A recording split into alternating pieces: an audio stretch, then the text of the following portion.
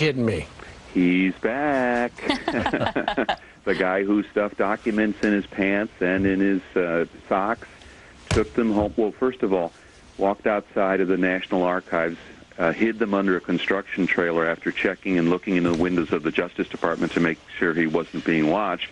Later picking up those documents, taking them home, cutting them up with scissors, lying to investigators, and having his security clearance suspended, which it's still suspended for another year. He is now advising Hillary Rodham Clinton's campaign on foreign policy. Bill, is he a paid advisor, and is this a formal position, or is this some sort of informal arrangement? The best is that, according to my reporting, it's similar to the arrangement that Sandy Berger had with John Kerry in 2004, where he and Richard Holbrooke and a couple of other former Bill Clinton foreign policy advisors were giving sort of daily advice to that presidential Democratic candidate. And remember, when the scandal broke, when it first was revealed that Berger had stolen highly classified terrorism documents and destroyed them, John Kerry fired him from his campaign.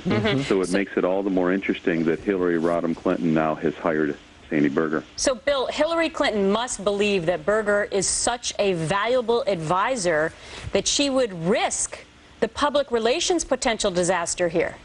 Well, there are some who speculate that there may even be an element of payback here, because remember, Sandy Berger was dispatched to the National Archives in advance of the 9/11 Commission hearings, and some people believe that his mission there was to essentially scrub the historical record of Bill Clinton's performance against terrorism.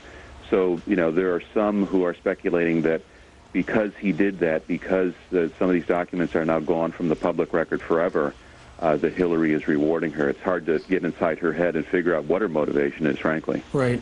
Bill, just looking at it on its face, for people looking in and they hear, oh, Sandy Berger is going to be back, he's one of the cronies who got in trouble. Isn't that politically a bad idea to bring him out so early?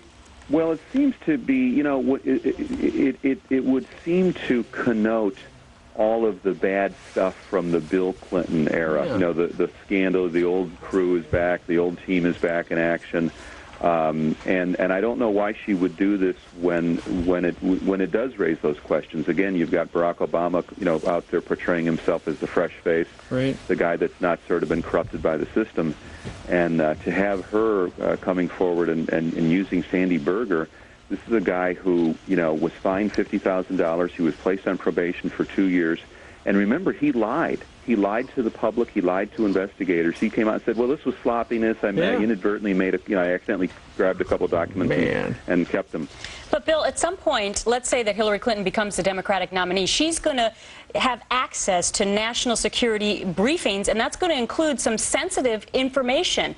And quite frankly, Sandy Berger is not allowed to see any of that information until the end of 2008, is my understanding. So how would that work? Well, you just raised an excellent point, because it is illegal for him to receive classified information. His security clearance has been suspended through September of 2008, which would be the end of a 3-year period. And you're right, she already, first of all, by virtue of her committee assignments, has access to some classified material, but as we get further along and she becomes the nominee, she'll be getting regular CIA briefings from the White House. Wow. And that raises a very troubling point as to whether he will be, even by osmosis, receiving classified material from Hillary. Bill, real quick, do you think this story has legs? I mean, are people going to pick up on this and weigh in? Perhaps this won't be a permanent arrangement. Maybe it was made at a certain level, and then finally people are going to say, wait a second, we got a bit of a problem here. Greg, I think it's entirely up to the mainstream media. Let me give you an analogy. If one of the Republican campaigns had hired Scooter Libby, can you imagine the hue and cry? The guy would be run out of town on a rail. We will see how the mainstream media reports this. I have a feeling they won't work up quite as big a head of righteous indignation. Yeah. With Sandy Berger back, there's no news that Lewinsky's coming back too, is there?